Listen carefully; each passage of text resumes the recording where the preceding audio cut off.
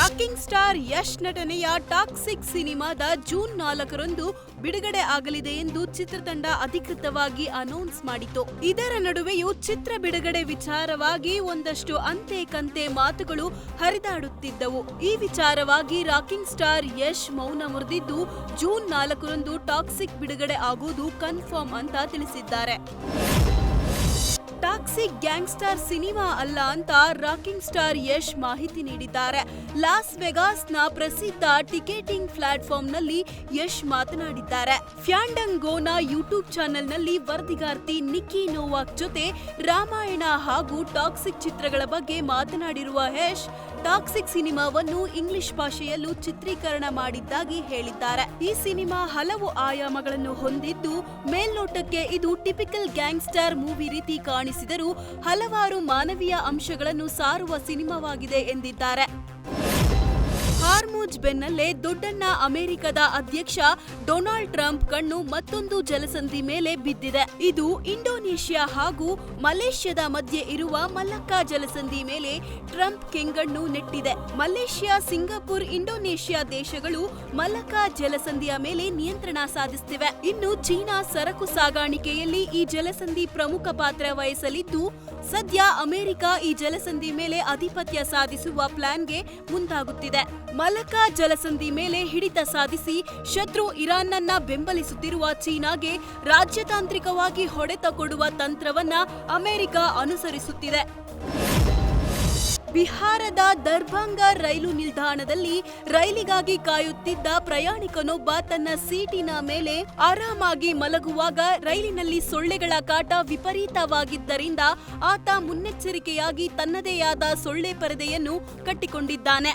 ಸುತ್ತಮುತ್ತಲಿನ ಗದ್ದಲ ಅಥವಾ ಜನರ ಓಡಾಟ ಯಾವುದನ್ನು ಲೆಕ್ಕಿಸದೆ ಆತ ತನ್ನದೇ ಲೋಕದಲ್ಲಿ ಆನಂದವಾಗಿ ನಿದ್ರಿಸುತ್ತಿದ್ದಾನೆ. ಸಾರ್ವಜನಿಕ ಸ್ಥಳದಲ್ಲೂ ಸೊಳ್ಳೆಗಳಿಂದ ರಕ್ಷಣೆ ಪಡೆಯಲು ಆತ ಮಾಡಿದ ಐಡಿಯಾ ಈಗ ಎಲ್ಲರ ಗಮನ ಸೆಳೆಯುತ್ತಿದೆ.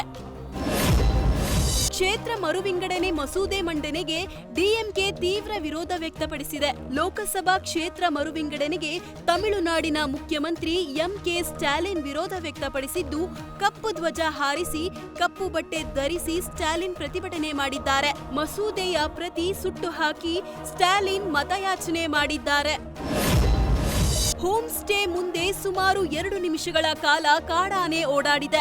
ಚಿಕ್ಕಮಗಳೂರು ಜಿಲ್ಲೆಯ ಮೂಡಿಗೆರೆ ತಾಲೂಕಿನ ಕೊಟ್ಟಿಗೆಹಾರ ಸಮೀಪದ ಉದಯಗಿರಿ ಹೋಮ್ ಸ್ಟೇ ಬಳಿ ಈ ಘಟನೆ ಸಂಭವಿಸಿದೆ. ಶಿವು ಎಂಬುವರಿಗೆ ಸೇರಿದ ಉದಯಗಿರಿ ಹೋಮ್ ಸ್ಟೇಯಲ್ಲಿನ ಕಾಂಪೌಂಡ್ ದಾಟಿ ಕಾಫಿ ತೋಟದಲ್ಲಿ ಬೀಡು ಬಿಟ್ಟಿದೆ. ಕಾಡಾನೆ ಸಂಚಾರದಿಂದ ಸ್ಥಳೀಯರಲ್ಲಿ ಆತಂಕ ಶುರುವಾಗಿದ್ದು, ಕೂಡಲೇ ಅರಣ್ಯ ಇಲಾಖೆ ಅಧಿಕಾರಿಗಳು ಕಾಡಾನೆ ಸೆರೆ ಹಿಡಿದು ಕಾಡಿಗೆ ಬಿಡಬೇಕು ಅಂತ ಒತ್ತಾಯಿಸಿದ್ದಾರೆ. ಬೆಂಗಳೂರಿನಲ್ಲಿ ಬೈಕ್ ಕಳ್ಳರ ಹಾವಳಿ ಹೆಚ್ಚಾಗಿದೆ. ಎಲೆಕ್ಟ್ರಾನಿಕ್ ಸಿಟಿಯ ನೀಲಾದ್ರಿ ರಸ್ತೆಯಲ್ಲಿ ರಾಮ್ ಎಂಬುವರ ಬೈಕ್ ಕದ್ಕೊಂಡು ಕಳ್ಳರು ಪರಾರಿಯಾಗಿದ್ದಾರೆ. ಕಳೆದ ತಿಂಗಳು 15ರಂದು ನಡೆದಿರೋ ಘಟನೆ ತಡವಾಗಿ ಬೆಳಕಿಗೆ ಬಂದಿದೆ. ಹ್ಯಾಂಡ್ಲಾಕ್ ಮುರಿದು ವೈರ್ ಕನೆಕ್ಷನ್ ಕೊಟ್ಟು ಬೈಕ್ ಕಳ್ಳತನ ಮಾಡಿದ್ದಾರೆ. ಎಲೆಕ್ಟ್ರಾನಿಕ್ ಸಿಟಿ ಪೊಲೀಸ್ ಠಾಣೆಯಲ್ಲಿ ಪ್ರಕರಣ ದಾಖಲಾಗಿದ್ದು, ಸಿಸಿಟಿವಿಯಲ್ಲಿ ಕಳ್ಳತನದ ಕೈಚಳಕ ಸೆರೆಯಾಗಿದೆ.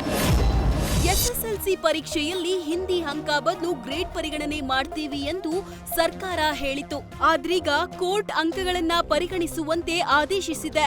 ಈ ವಿಚಾರವಾಗಿ ಕ್ಯಾಂಪ್ಸ್ ಪ್ರಧಾನ ಕಾರ್ಯದರ್ಶಿ ಶಿವಕುಮಾರ್ ಪ್ರತಿಕ್ರಿಯಿಸಿದ್ದಾರೆ. ಪರೀಕ್ಷೆಯ ಅಂತಿಮ ಕ್ಷಣದಲ್ಲಿ ಗ್ರೇಡ್ ಕೊಡ್ತೀವಿ ಅಂದ್ರು. ಇದರಿಂದ ರಾಜ್ಯ ಪಠ್ಯಕ್ರಮ ಮತ್ತು ಕನ್ನಡ ಮಾಧ್ಯಮ ವಿದ್ಯಾರ್ಥಿಗಳಿಗೆ ತೊಂದರೆ ಆಗಿತ್ತು. ನ್ಯಾಯಾಲಯ ಈ ವಿಚಾರವನ್ನ ಎತ್ತಿ ಹಿಡಿದಿದೆ. ರಾಜ್ಯ ಪಠ್ಯಕ್ರಮ ಅನುಸರಿಸುವ ಮಕ್ಕಳಿಗೆ ಒಂದಲ್ಲ ಒಂದು ಗೊಂದಲ ಇದೆ. ಶಿಕ್ಷಣ ಇಲಾಖೆ ನಿರ್ಧಾರ ವೈಜ್ಞಾನಿಕ ಮತ್ತು ಪ್ರಾಯೋಗಿಕವಾಗಿ ಇರಬೇಕು ಅಂತ ಕ್ಯಾಂಪ್ಸ್ ಪ್ರಧಾನ ಕಾರ್ಯದರ್ಶಿ ಶಿವಕುಮಾರ್ ಹೇಳಿದ್ದಾರೆ.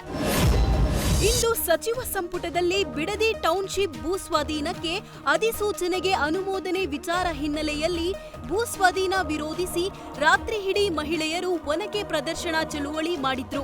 ಯೋಜನೆಗೆ ಅಧಿಸೂಚನೆ ನೀಡಬಾರದೆಂದು ಒತ್ತಾಯಿಸಿ ಬೈರಮಂಗಲ ಗ್ರಾಮದ ವೃತ್ತದಲ್ಲಿ ಪುಟಾಣಿಗಳು, ಮಹಿಳೆಯರು, ವೃದ್ಧೆಯರು ಒನಕೆ ಪ್ರದರ್ಶನ ಮಾಡಿ ಸರ್ಕಾರಕ್ಕೆ ಎಚ್ಚರಿಕೆ ನೀಡಿದ್ದಾರೆ. ಒನಕೆಗಳ ಮೇಲೆ ಮೇಣದ ಬತ್ತಿ ಹಚ್ಚಿ ಚಿತ್ರದುರ್ಗ ಕೋಟೆ ರಕ್ಷಣೆಯಂತೆ ತಮ್ಮ ಭೂಮಿಯನ್ನು ಉಳಿಸಿಕೊಳ್ಳುವುದಾಗಿ ಮಹಿಳೆಯರು ಶಪಥ ಮಾಡಿದ್ರು. 7 ವರ್ಷಗಳ ನಂತರ ನಾಪತ್ತೆಯಾಗಿದ್ದ ಆರೋಪಿ ನಟ ದರ್ಶನ್ ಮ್ಯಾನೇಜರ್ ಮಲ್ಲಿಕಾರ್ಜುನ್ ಇದೀಗ ದಿಢೀರ್ ಪ್ರತ್ಯಕ್ಷರಾಗಿದ್ದಾರೆ. ಈತನ ವಿರುದ್ಧ ಹಣದ ವ್ಯವಹಾರದಲ್ಲಿ ಮೋಸ ಮಾಡಿದ್ದಾರೆಂಬ ಆರೋಪ ಕೇಳಿಬಂದಿತ್ತು. ಈಗ ಕಾಣಿಸಿಕೊಂಡ ಮಲ್ಲಿಕಾರ್ಜುನ್, ನಾನು ಯಾರಿಗೂ ಉದ್ದೇಶಪೂರ್ವಕವಾಗಿ ಮೋಸ ಮಾಡಿಲ್ಲ, ತೂಗುದೀಪ ಪ್ರೊಡಕ್ಷನ್ ಒಳ್ಳೆಯದು, ದರ್ಶನ್ ತನ್ನ ಸ್ವಂತ ಅಣ್ಣನಂತೆ ಎಂದು ಹೇಳಿಕೆ ಕೊಟ್ಟಿದ್ದಾರೆ.